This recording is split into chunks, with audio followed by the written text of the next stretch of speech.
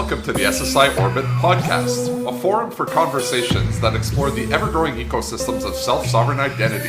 And I'm your host, Mathieu Glaude.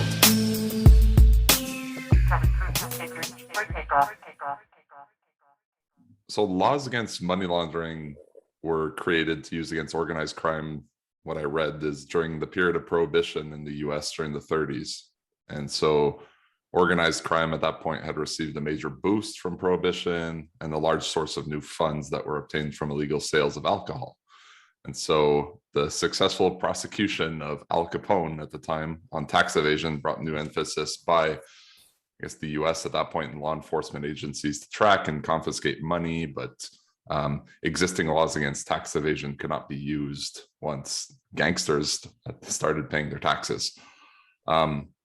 And so the quote, always follow the money, has been sound advice, I guess, in law enforcement and political circles since then for decades. But nevertheless, tracking the flows of illicit funds generated by drug trafficking and organized crime, and analyzing the magnitude and the extent to which these are laundered through the world's financial systems remains quite a daunting task. And so just as an opener here, could you give kind of an explainer to the listeners of this podcast? What is the global impact of money laundering today, and maybe perhaps more local impact based on where you're doing most of your work? That's a great question. And I think one thing that I'll maybe kick things off to back it up a little bit is what is money laundering or proceeds of crime. You gave one great example related to tax evasion, which is known as a predicate offense in Canada or a felony in the US. The more severe crimes underneath the criminal code whereby property can be elicited from. That's an irony that you also raised that example, because it kind of shows how the power of movies and cross-cultural things. In the US, tax evasion has been a predicate offense for over a century, whereas in Canada, we're just approaching a decade where it's been an offense. It was an offense in Canada prior to that. And those are some of the things that are kind of, when you end up saying, well, how's things different from one country to the next? Things like that add up. So again, money laundering and proceeds of crime, it really is any kind of property that's derived out of those things. And I broaden it to property and not just money flow. So I wanted the listeners to really understand this is beyond just big bundles of hockey bags of cash, although those are often in the case. And why do you think about cash and the impacts and getting to that impacts question is because cash isn't traceable. And the follow the money quote that you had is bang on. We need the traceability to understand that the property was derived from clean sources and not criminal sources. So those are the key elements of the goals of the fight against financial crime, and is to get to that traceability. And the impacts have been quoted in global reports as literally being in the trillions. It's been some estimates are as low as 1 or 2% of GDP. Others are up to 5% or more of GDP. That is immense. The other element that you touched on that we'll get into our talk a bit more a little bit later on is that pay the taxes. As many of you, I'm sure, have seen some great shows on the different networks. Some of the strategies now is really commingling, because once you commingle funds that are from proceeds of crime into normal enterprises and normal businesses, it makes it extremely difficult for those gatekeepers of the good of financial institutions and real estate agencies and other players to detect and report for law enforcement what's dirty and what's clean. If it's all intermixed, it makes it really difficult. So so criminals learned, maybe that wasn't a good example way back when of, look, here's a great example where we caught the bad guys through tax evasion. We nailed Al Capone, but then you taught all the rest of the criminals that this is how you hide your money, is through legitimate enterprises and pay your taxes. So those are some of the ironies that kind of come into that mix, but there's a lot of great battlers like me out there that are in this good fight to try to keep it at bay. So there's different guidances, I guess, that have been put into place, like FATF being one organization that many, I guess, countries and regulators implement the laws, or the, I guess, the guidance that they push forward. So it'd be great to understand that a little bit more and how that applies guidance to a global scale as well. The other thing as well, you just mentioned a comment about perhaps making it easier for future criminals to know how to launder money. One of the things I think about a lot too is, if part of the guidance is to conduct due diligence in the process of onboarding customers or offering them financial services. We refer to this as know your customer, KYC. Some of the things I think about sometimes too is that, are there opportunities around KYC? Because it seems like KYC is a way to legitimize kind of people that are looking to launder money and move them from the dark side to the to the not dark side. Starting from your last point forward, moving backward, not everybody's always going to be in the dark side. People often, just like in the movies again, which is fun to do cultural references, people turn to the dark side when they're often given either opportunity and it kind of the glamour of it kind of pulls them away, or whether if they've been put in that side due to a variety of different reasons of addictions, mental challenges, like personal challenges. People are often not criminals at heart into that mix. And but your relationships that you have with people are often much more long-standing. So when you first set up a business relationship with someone, everything can be perfectly fine, very quite good, quite legal. Everything's on the up and up for decades, and then all of a sudden that person's put in a difficult position. They're being bribed, or other different elements could happen into that mix, and that forces them to look for opportunities to address those issues. But moving backwards, like what laws and what types of things are applicable into the mix, the way that we're structured, and what is the Financial Action Task Force? The FATF is a global body that was set up by member countries that just about everybody signed up into, most of everybody.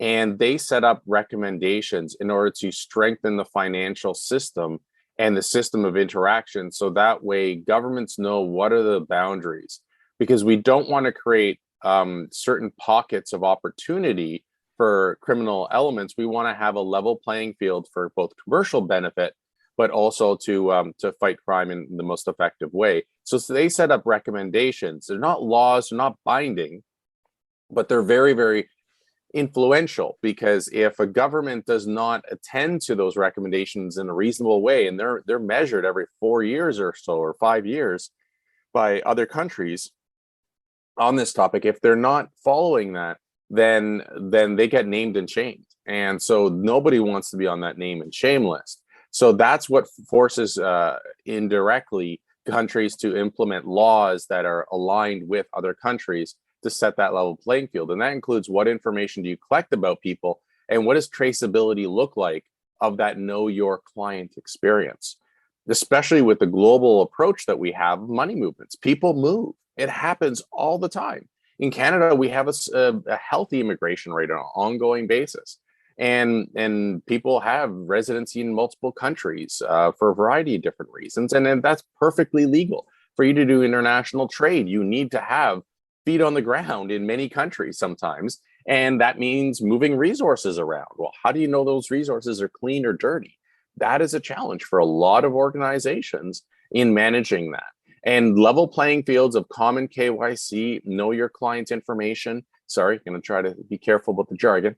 And making sure, and that's more than just collecting your identification, is a good basic thing. It's asking, what is your occupation? And that's a proxy for how did you get your money? And is it reasonable how much money you have? Asking about your spouse or partner, asking about where you live, your tax residency, all of these different elements that all trace back to traceability of how do I know you are Matt? Versus me being Gene. Is Gene my real name? And traceability of making sure you know who you're dealing with. There's a lot of action in the technology solutioning sector as it relates to know your customer and anti-money laundering solutions. So technology, I guess, has the potential to make money laundering harder, and have more traceability and track this stuff. Technology potentially has the potential to make money laundering and terrorist financing easier, cheaper, more efficient. What are some, I guess, of the pros and cons of these new tech solutions? Like, do they enable the scaling of money laundering, and kind of where do you see the ways that technologies could help and reduce it versus kind of some of the areas that cause potential risks of where we're going towards?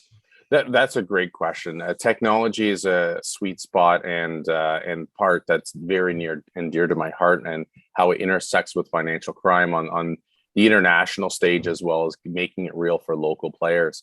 And it is something that is a bit of an arms race in many regards, because there's so many amazing tools that have come about. So you can have one tool that can make things really easy for people. So for example, we could build technology bots that can scour the internet to find you the best value and the best price for a shopping item. Well, that same bot tool with the adjustment and coding could be also shopping around to see if they can get you the best financial service. Well, that same bot and tool could then be used to see how can we detect the potential weak spot amongst financial institutions, to see who has the weakest KYC, to use synthetic identities to create fake accounts, and then try to move money around in illicit fashions and hide the proceeds of crime by having thousands and thousands of people. Like just a few decades ago, or not even that far ago, one strategy by criminals is to hire a whole bunch of gang members that would go in and open up as many bank accounts or other accounts as they can in order to spread out funds around out there. And for those, depending on your age, whether if you relate to the cartoon, it's called smurfing. So it's that entire concept where you have a whole bunch of people going out there and spreading the funds out there, and then that basically could end up taking drug dealers $100,000 in proceeds of crime that they earn over a few months, and makes it clean and make them look like a successful business person. That they spread the money out, and then it comes back again in the guise of a fake business. And so those types of techniques with technology can empower it quite a bit. Now, there's other technology tools that are being used of advanced analytics and advanced traceability to counteract that. And those are the pieces that I'm really excited about. So I think there's both the opportunity and but also the threat are both equally there. For organized crime, there's tremendous opportunities on their side to embattle us even further. And that's one of the biggest challenges that we're facing with. But for the, let's say, inefficient or less experienced criminal, there's some great opportunities to catch them earlier on before they get big. And I think that's where I'm excited about, is try to make it really, really difficult on the criminals. And then we'll use concerted efforts together with and other strategies in order to catch all of them. I wasn't aware that Papa Smurf is a money launderer, but and running a whole ring there. He talked like the Godfather sometimes, didn't he?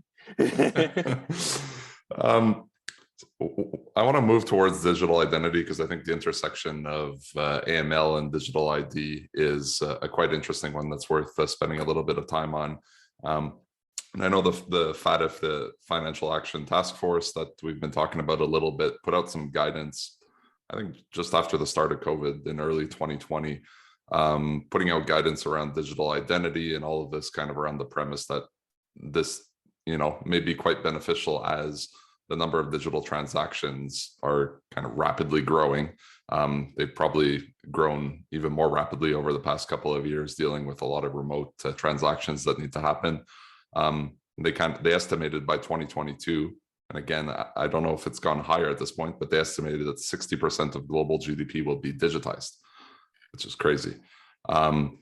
Do you mind shedding a bit of light on the guidance that the Financial Action Task Force put out on digital ID, and kind of where you see the intersection of digital ID and AML just advancing the prevention of financial crime? Yeah, by all means. That guidance is near and dear to my heart for a number of reasons. One of the reasons why is like one of my last trips I did overseas was discussing that guidance with the working group that was working on it, including the head of the working group. And I was given the privilege of sharing my draft white paper that I published on the topic of digital ID, digital identification methods testing and AML programs that was published by ACAMS. The draft went to that committee, and the key premises of what I was raising there is digital ID is all about traceability and higher levels of assurance, which take more resources, being lined up with the risk-based approach of the anti-money laundering fight. And that is where I think we have a great opportunity, because whenever you're trying to apply a new system, a new practice, you need to have the business sense of that. You need to have the customer friction and the customer experience in mind. It needs to be within the ecosystem, within the environment. And the same thing's true with anti-money laundering. You want to put the right amount of resources in the right targeted area, because everyone has scarcity of resources that needs to make sense. And I think it's really well aligned to put those two concepts together. Now, the challenge, like we had mentioned, he had mentioned that it came out just as COVID came out. And I love to say that that was FATF being responsive, that instantly they came out with 100-page guidance within 2 months of a pandemic being suspected, and within 2 days of it being launched. But it was a work in progress of easily five years or more. And the draft was the prior October, which, although was really, really good, it did need adjustment. And that's hence why it was a draft. It was launched in the October beforehand. And the area that I was really happy to see that they strengthened was that concept of the aligning the risk-based approach with levels of assurance, and also acknowledging and recognizing sources of truth outside of governments. So those are some of the areas of great excitement and opportunity into the mix that I was pleased to see. So the importance of this guidance. So, okay, big deal, a big fluffy organization that has a lot of great smart people in it, recommend something. So what? Who cares? Well, what it does is it acknowledges and recognizes that digital traceability of identity has a place in our financial system, and has a place in, again, the more broader sense of property. So that allows our commerce underpinning to acknowledge and accept digital methods as being reasonable. And in fact, they could be even stronger than reasonable. It's actually something you should do, not just can do. And that helps empower commerce, especially on the international scale. There's a lot of driving forces from EIDAS, from the European Union, that were at that table and very active at that table. And the challenge, though, we had to make sure that that table represented countries that were not as far along in the regulatory or the framework approach, and also had different philosophical perspectives of what ID should and could look like for a country, like how ID looks like in some more let's say much more government-centered regimes such as China, or other regimes whereby they're much more adamant about putting that infrastructure in, versus the free market economy that the US has on the other side of the spectrum. You need to write guidance that can empower those, as well as impoverished nations that can't afford in setting that up for their people. So how do you do all of those things? So that's why it has to stay high level. It has to stay philosophical, but it has to be empowering. And I think that's what they did, which was a really tough job. And they acknowledge themselves, it's a first edition, right? So things from first edition, especially when you're talking about the intersection with technology, need to evolve. So you touched a bit upon identity assurance here, and maybe we stick on that for a couple of minutes. So The assumption here would be the more sources of identity would be the better, because I think people often look at digital identity is a complex thing to look at, but when we're focusing simply on kind of the government regulated industries or markets, we often just look at the government ID, and everyone just kind of sits there and waits for governments to issue digital IDs to their citizens. There's been a boom, talked about this a bit on previous episodes, a boom in the market of these technology solution providers that allow you to just digitize or gain more assurance kind of on a claim that someone is making about themselves, about an identity that they're claiming to be within a regulated or government system. But the assumption here would be, okay, more sources of identity is the better. It would make it harder for criminals to compromise them. What are some of the sources that you kind of think about and look at outside of just those government issued sources that perhaps could be layered on top of each other to give more assurance, to therefore hopefully prevent more illicit financial transactions? I think again you're hitting on many themes, and I'll see which parts I can work through this.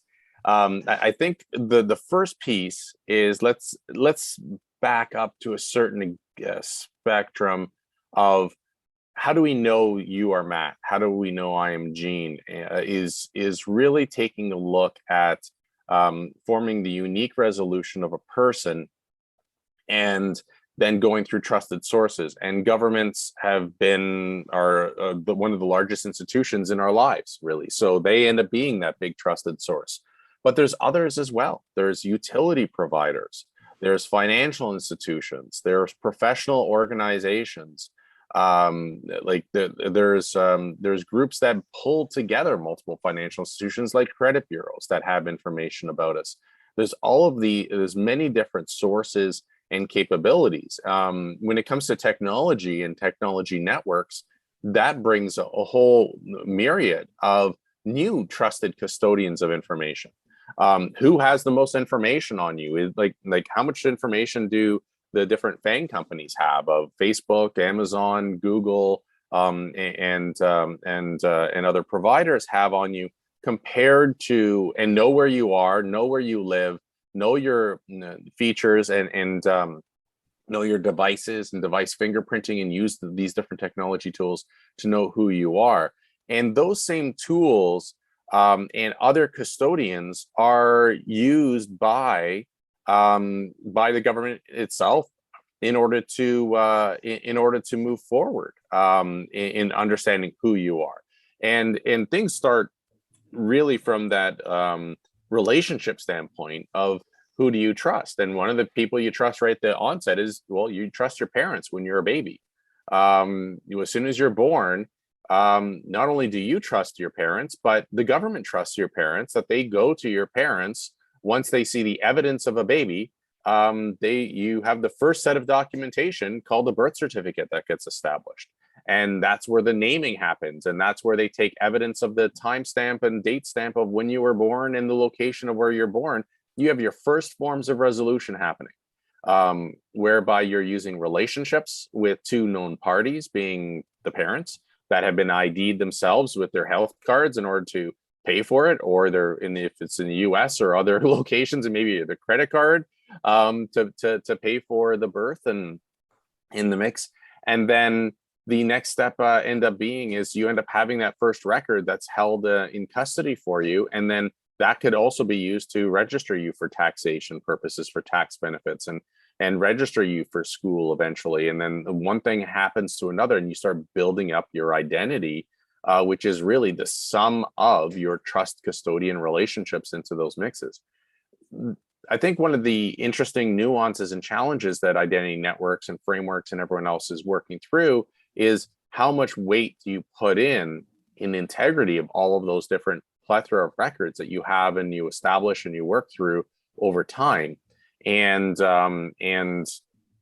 when is one enough versus two being better versus three being better? And what are the different features to all of those mixes, which is probably a full hour podcast on its own.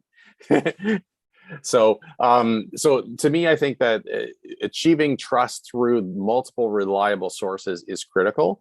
And then how does that work in the marketplace? And bringing this back to legal to proceeds of crime, there's different degrees of know your client minimum standards of how well should you know someone is who they say they are to do different things. So if you're opening up a securities account and you're about to give $100,000 to be held in trust in your name with that securities account, how much information should that securities dealer know about you related to that money? So that is kind of the next question. And for some organizations, that's codified in law and regulations and guidance and best practices, saying, well, you need to collect their driver's license or their passport. And it would also be good to have their banking information to know where they establish a bank account, that if they're borrowing money from you on margin in the security space, you should know their credit bureau details. And then you should also know about their spouse or other people if they're also co-investing with them.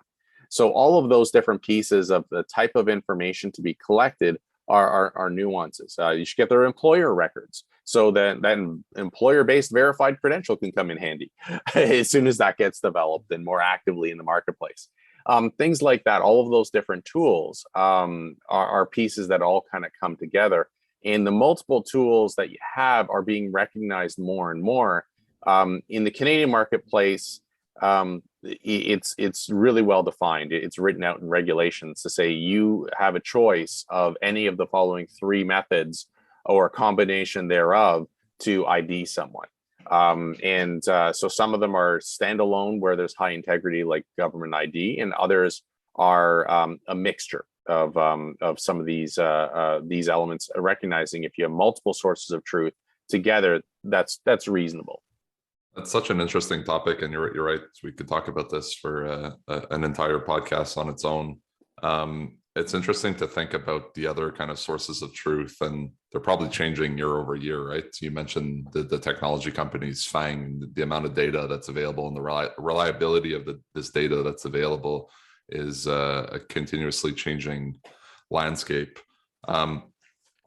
It's interesting to think a little bit about what are these other things outside of, and you mentioned a few of them. We talk about government issuance, we talk about credit bureau information, telco information, stuff like that, where a telco probably knows they've verified my address. They also know my IP address and certain network things. And you start to think about kind of these alternative methods of providing assurance or authenticating people. You touched on device fingerprinting a little bit as well.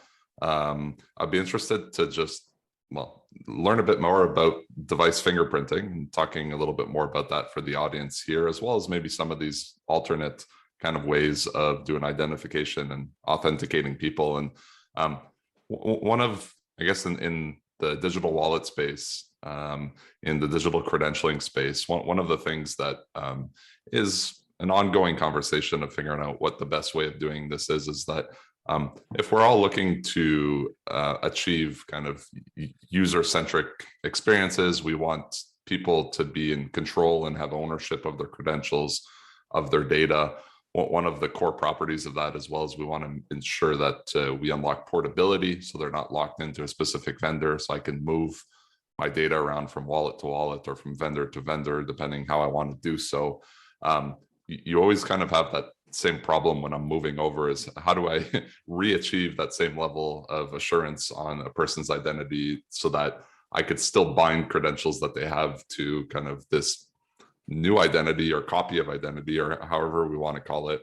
So it's a lot of topics in there, but maybe I don't know if you have any thoughts on that specifically, but also just looking at stuff like device fingerprinting and some of these alternate kind of methods of increasing assurance around a digital ID.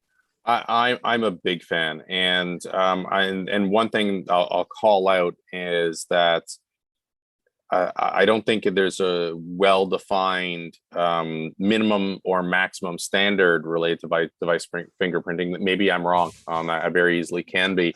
It's an area I'm still studying myself, but is a fantastic opportunity that has been utilized behind the scenes that most people don't know. There's a lot of institutions where I've come across a client or an individual in the past that has said, well, why can't I just follow these 3 steps and look at these 3 things, sort of like XYZ online financial institution, and I should have enough to proceed, and should not really have a big high risk profile.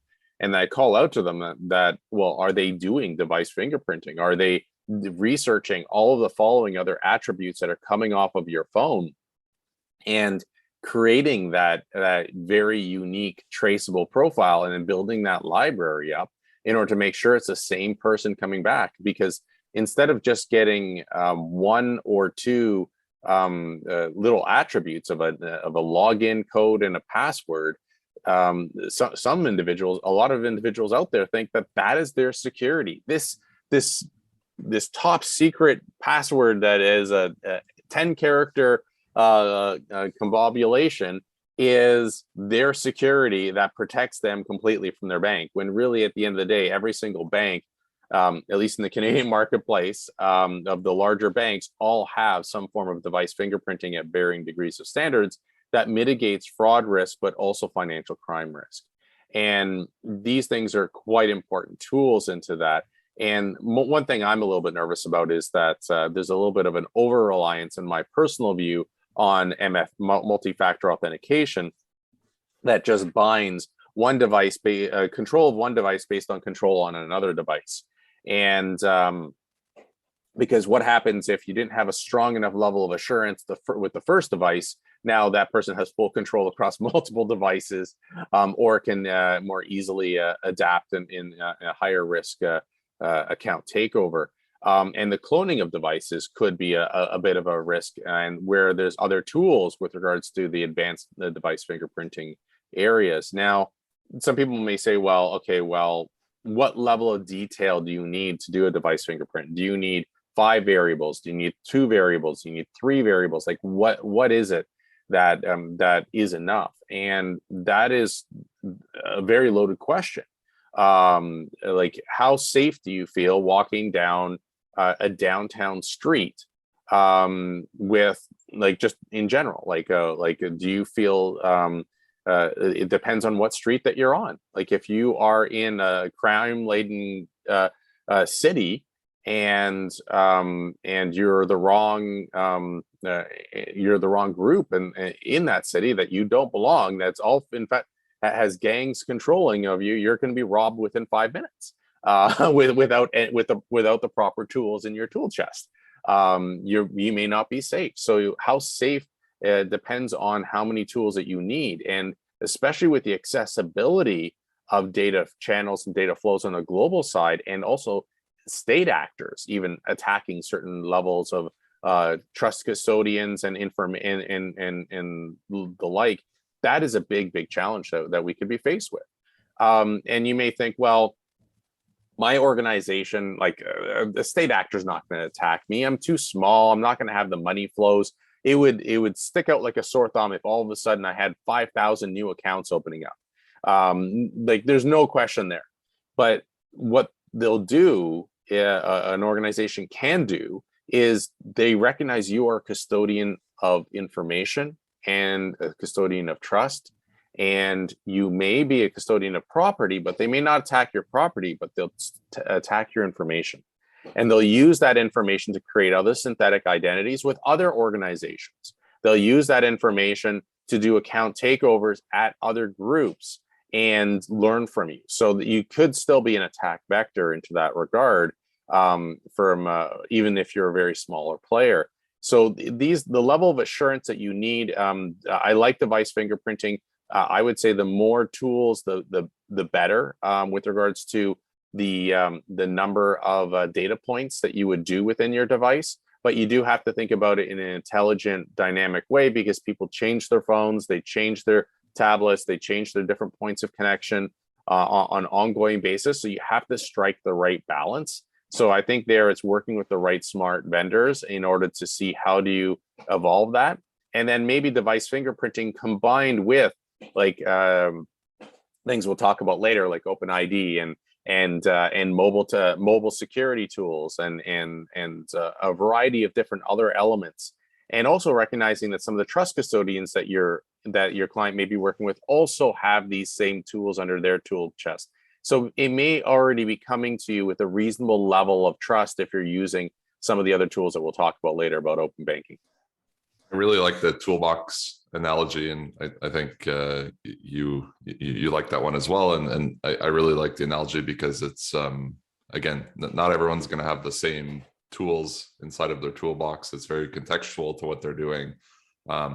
I think unlike a toolbox that you have sitting in your garage, these toolboxes are going to be a lot more dynamic, and you need to be dynamic as things are rapidly changing. One of the other areas that I think is important for, and I know you think this as well, is important for people to have in their toolbox, is the ability to do certain identity verifications around legal entities. And this ties us back to the whole money laundering problems, is that a lot of money laundering seems to happen through legal entities, whether I'm investing in property or real estate and stuff like that. What is the current state? I think we have a good understanding of where things are at for doing the verification of people like you and I, but to do the verification of legal entities, there's seems to be a popular area that's growing. We're seeing new announcements coming out of Glyph. Just one came out last week with the verifiable legal entity. They're trying to build an ecosystem around legal identifiers and make that available to people. What is the current state of the whole legal entity digital identity area, and where possibly could we see some improvements or further enhancements? I think the current state, the short answer there is it's a bit of a mess. And one of the themes that you'll end up seeing, and this is not a poke at Canada, this is an international acknowledgement, in that legal entities have long-standing been easy targets, because getting back to that Smurf analogy, if that Smurf can all be controlled by one person without having people get in the way, then it makes it a lot easier. So think about not having 99 individual free-thinking Smurfs that you have to coerce and influence and make sure that they're doing the right thing and not saying the wrong thing and not tipping off and giving things away. Well, if those 99 Smurfs could be 99 robot Smurfs that you can program because they're all legal entities underneath your control, then you know it's not going to break because you're the one that did it and you set that template and you got that thing through. So the traceability for financial crime is a legal entity is a person under the law that can open up an account, move money around, all these different things. And just as we touched on earlier, they can easily be representative of businesses that look reasonable. And that one business could have 4 different sets of books and records, where we're one set with each financial institution, and one set goes to pay their taxes in the proper way, and the other 3 sets are just mirrored copies of it, and that funnels through 3 to 4 sets of proceeds of crime of the total amount of money flows. So those things can be a really big challenge into the mix. And that's an oversimplification. But the big piece of what we're trying to accomplish, again, is that traceability piece. And the way that traceability works is recognizing that we're not all digital in every scope of what we're dealing with. That's actually part of the problem, is that you need to be inclusive of paper methods, which have huge fraud and risk elements to them. It's so easy to do a fake piece of paper into that mix, and that is one of the inherent challenges into that, is like, which is the true piece of paper related to these old processes. So what I'm getting at there is a legal entity. What we're trying to achieve is traceability, going back to making sure that the original property is not from proceeds of crime. So there, who's in control of that entity needs to be traceable back to those that have beneficial ownership or control, is the legal technical term into that mix. And the way that's often done is through transparency, that you basically need to have it published with either a corporate registrar or documentation that's easily traceable back to the legal entity in all means, and traceable back to the signing officers or those that have control of that legal entity. So those are the pieces that it's the power of the relationships is quite critical. And there's different types of relationships. You could have some people that have ownership, other people have control, other people could just be employees into the mix. There's a variety of different nuances related to legal entities, and they're changing on an ongoing basis, and there's many of them. So it makes it far more complex.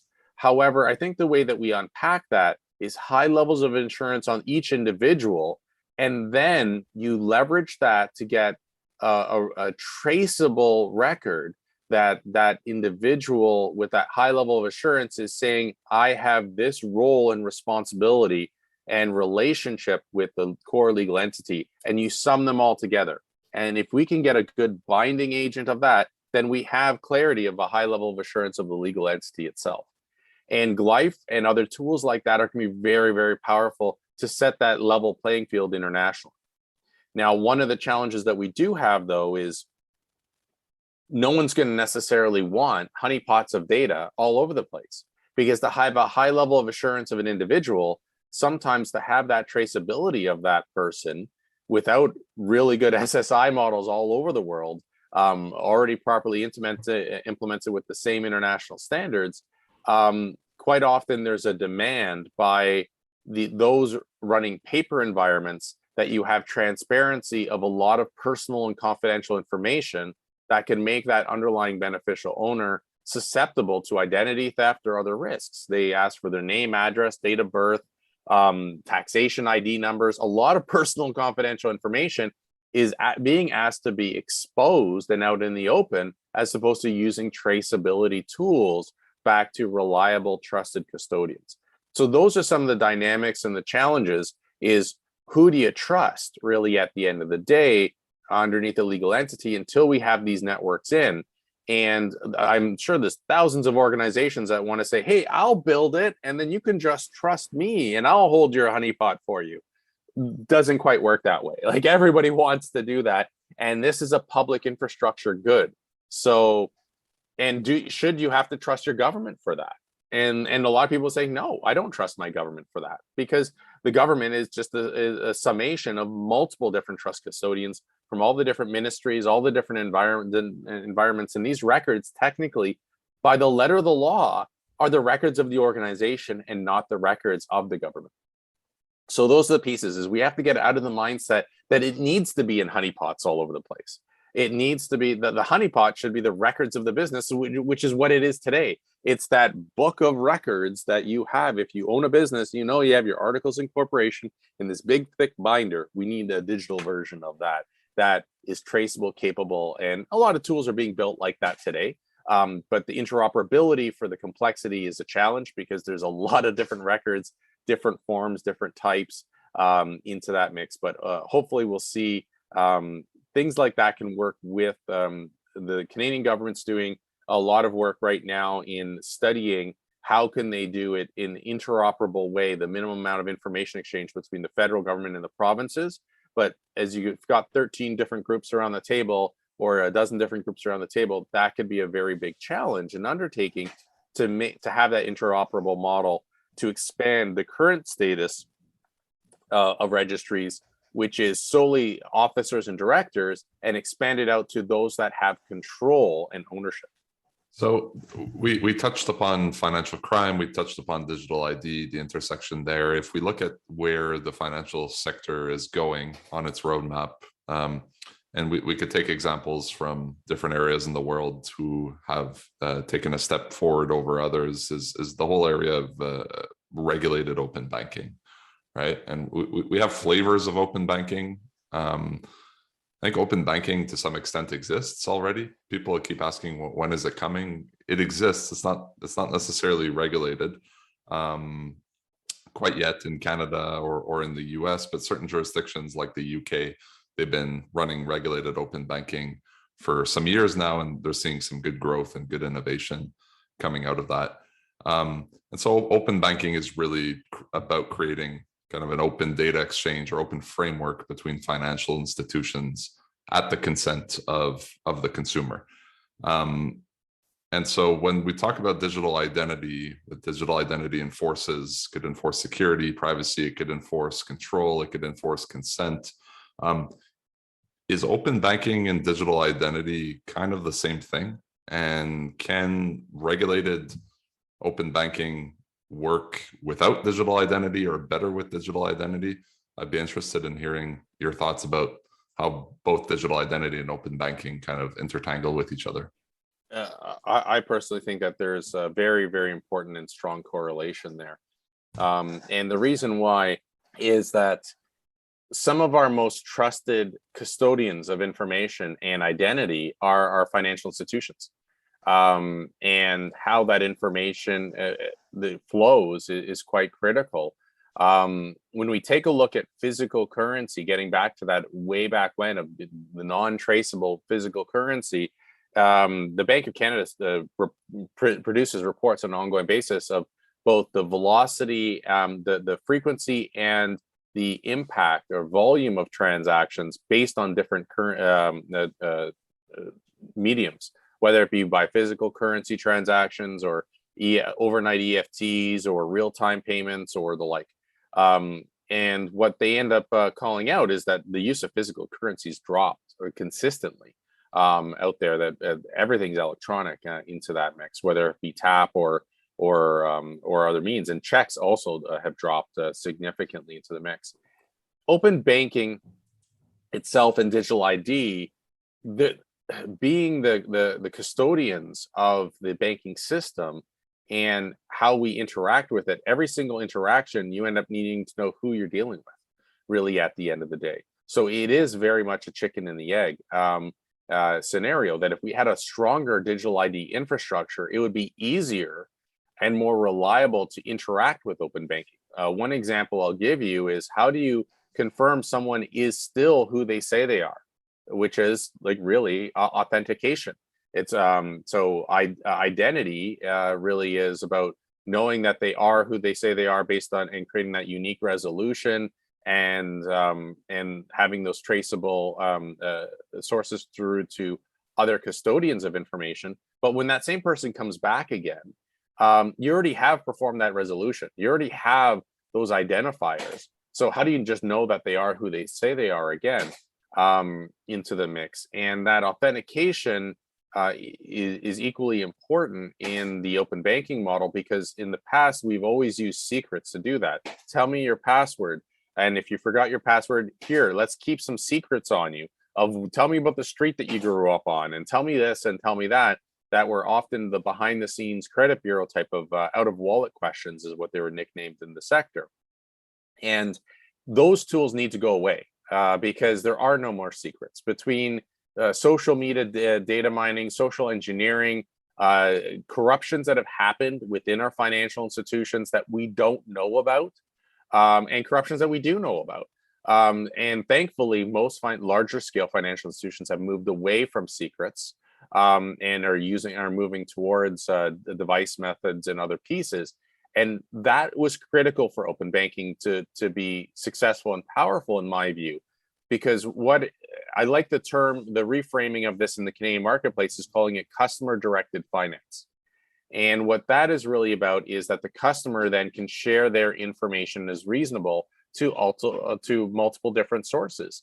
And that information could just be even, let's say, loyalty programs.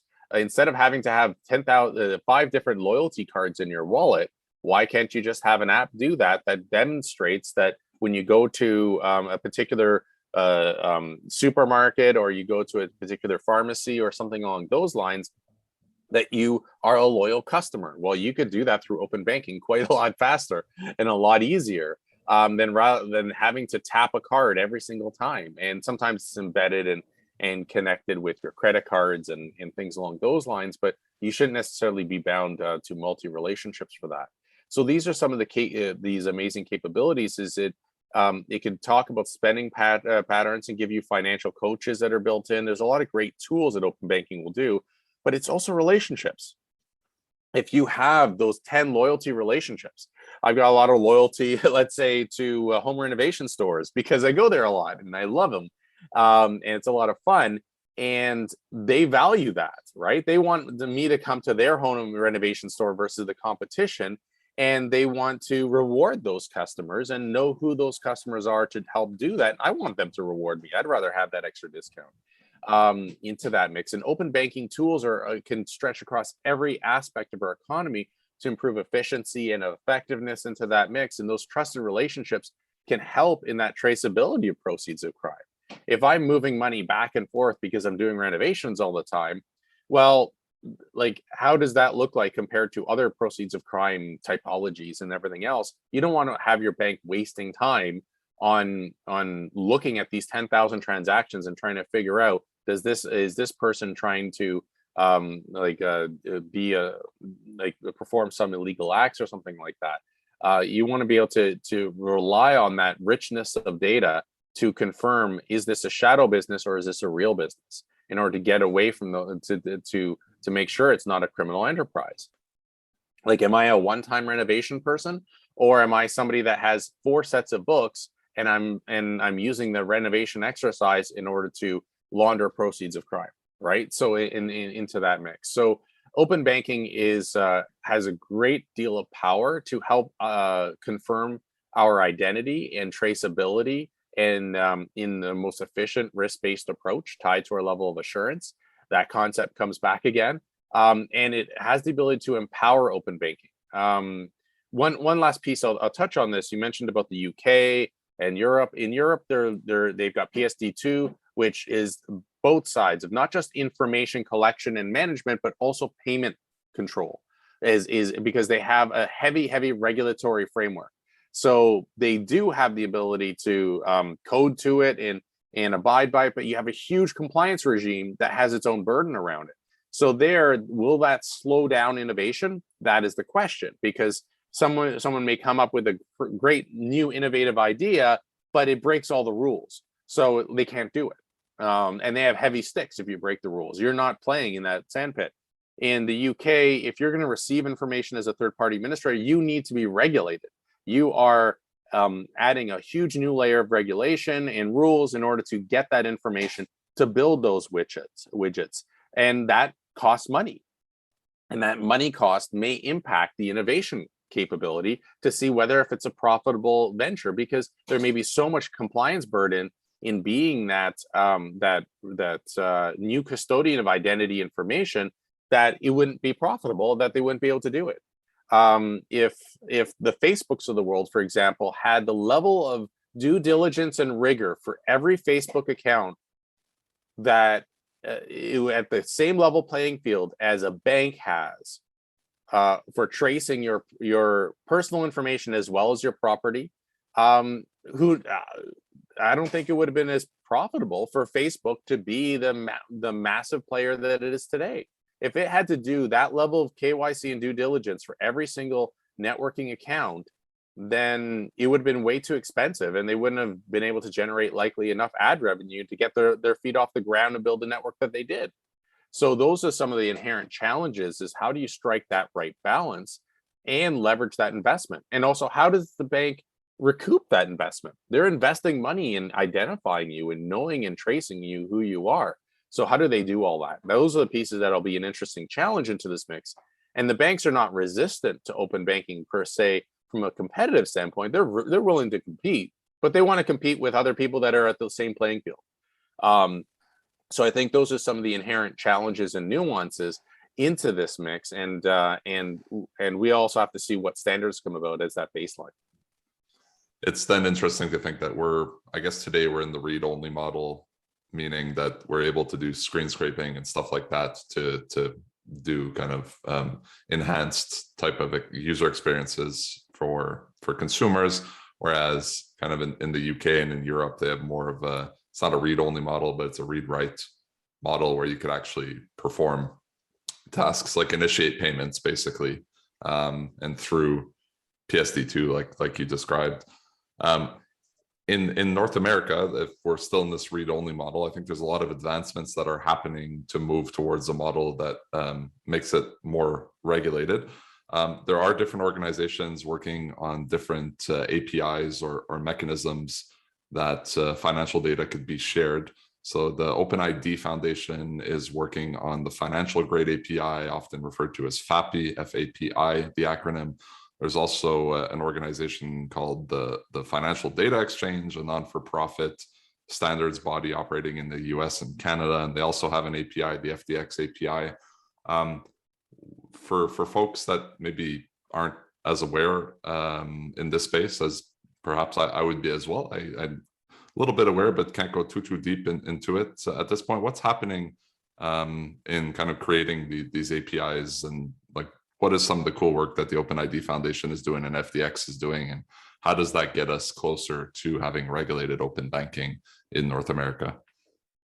I think there's a great mix of questions in there, and it's also a great mix of challenges. And I think just as we talked about a bit earlier, that transparency is versus traceability is using the right word into the mix is what is the priority.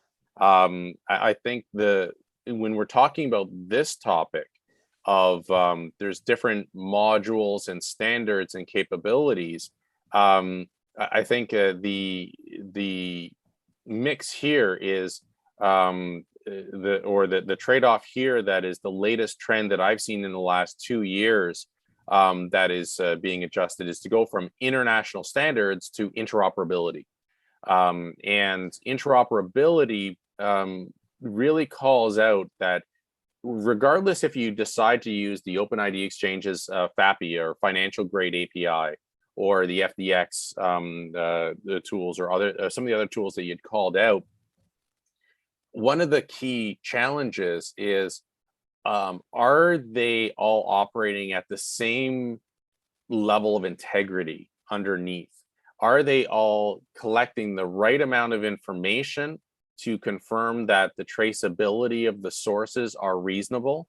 And are they all playing by the same enough or equivalent enough rigor and traceability that allows its participants to stay above board in their local regulations and laws, which is a moving target? And the local in the Canadian marketplace, for example, there is a report that was commissioned by the Department of Finance that came out, and that report had a recommendation that by early next year, early 2023, that we have an open banking infrastructure or customer-directed finance infrastructure that all banks and financial institutions would have to play by would be in place by that point.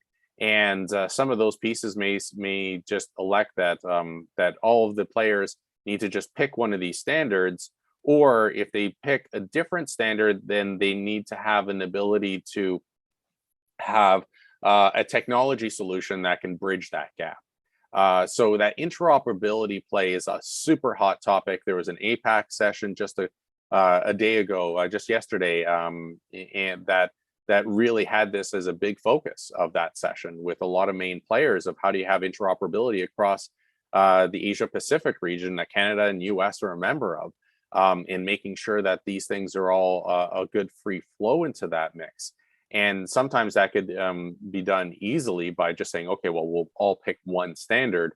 But then some organizations may find that may not necessarily be the right solution if they've already done an investment in another standard. So you just need to find a way to have them translate to each other, which is the beauty of technology. But what are those minimum categories is going to be, I think, a bit of a challenge for open banking. And the reason why is like you'll have Europe whereby they want to have it at that PSD2 level with heavy regulations, but that may be considered stifling to those in the US or other jurisdictions. So I think those are the pieces. It's still a moving target and it's hard to keep on top of. And sorry, I don't have a silver bullet answer for you there of which one to do. I think the short answer is it is a heavy investment. Stay tuned and keep watching. And I think those are areas that we have some great opportunities. That there's been a lot more sessions like this coming out over the next 6 months. I know I'm participating in an open banking conference in a month's time, and it's a full 2 days of topics. So it's hard to sum that up in 5 minutes.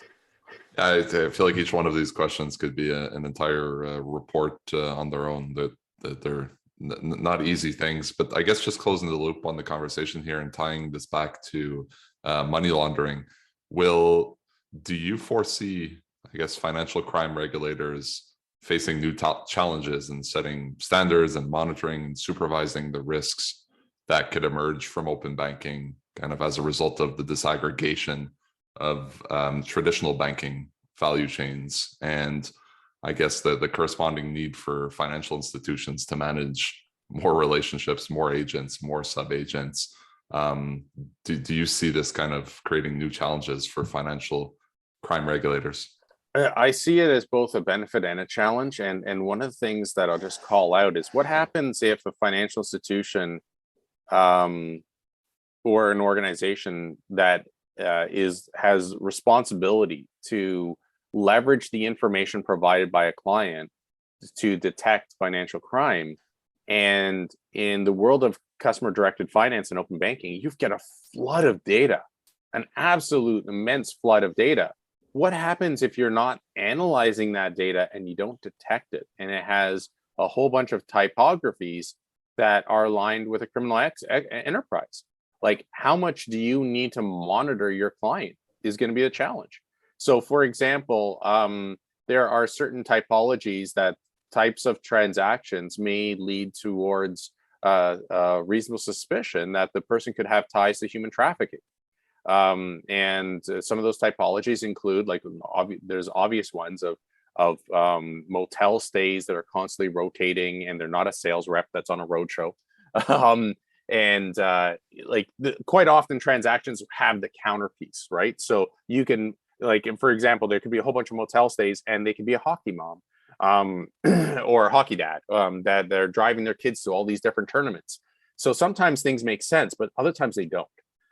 That if you end up seeing that together with a whole bunch of other parallel transactions that may come into the flow, with customer directed finance, you have more data you have to analyze, not just your transactions data, but other data. So what happens if in that combination of data, there is a crime typology underneath that? That's a lot more work. And that's a lot more work that you may say, oh, well, you're a financial institution, you can afford it, you're a gatekeeper, that's a cost of doing business. But then it's multiplied. Right? So if one person has 5 different bank accounts and they're using open banking tools, or not even 5, let's just say you have 3 bank accounts and they're using open banking tools across them, does that mean 3 financial institutions are now monitoring and keeping a high level oversight of all of their activity, and all of them are doing reports to FinTrack, and all of them, which are our financial analysis center that the government runs, that it has to, like what happens there, right? Like how much resources are being spent to track that hockey mom to make sure that she's now not a victim of human trafficking, or not perpetrating human trafficking into the mix. So the plethora of information will definitely, getting back to your starting point of technology and tools, like you're going to have to invest in the technology and tools to now assess not only your own records, but other records and data that you have access to make sure that it's reasonable. And those tools, and especially with a lot of the different artificial intelligence, advanced filtering type tool capabilities, are going to be a necessity. They're not going to be a nice to have for the riskiest of clients that you're going to drill down. It's going to be the need, not a want. And it's not going to be a best practice. It's going to be a minimum standard is likely where we're going to go to, which is going to be a lot more expensive for every organization to work with. So now, how did those financial institutions stay afloat? And where did those costs go? Those costs will go back to the consumer, inevitably, into that mix. So these are going to be some interesting nuances into the mix of what happens with open banking, and do the regulator perspectives change? What is reasonable to know, and what is reasonable facts, and who's supposed to do that analysis? And should that analysis be at the regulator side, or should be to others? And how much information should go centrally to FinTrack and to prevent it from being Big Brother? Right now, the thing that prevents it from being Big Brother is there needs to be a legal threshold of reasonable grounds to suspect that something has ties to money laundering before you send information to FinTrack.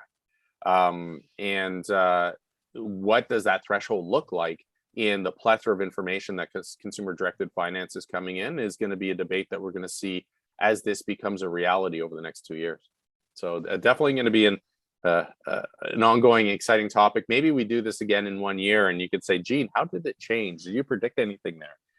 I would love to do that. And I think anyone interested in building new technology, I think there's tons of opportunities, as we've discussed today, in the intersection of digital ID and money laundering, and the intersection of money laundering and open banking, and digital ID and open banking. I think there's going to be a plethora of opportunities to create value in there. So anyone interested in starting a new business, feel free to reach out. Would love to learn more about your idea in those areas. Gene, thank you so much for doing this with me today. It was a pleasure, and let's do this again in a year and see where we're at. Great, thanks, Matt. It was a pleasure, and thank you everybody for listening. Thanks for tuning in today. Hope you enjoyed the conversation as much as I did. To stay up to speed with future episodes, or to catch up on ones you may have missed, make sure to check out the SSI Orbit podcast on your favorite podcast platform, and make sure you subscribe. If you have any questions, comments, or wish to see someone in particular on a future episode, you can find me by searching Mathieu Glaude on LinkedIn or Twitter. Feel free to reach out to me directly and I'll get back to you. See you all next time.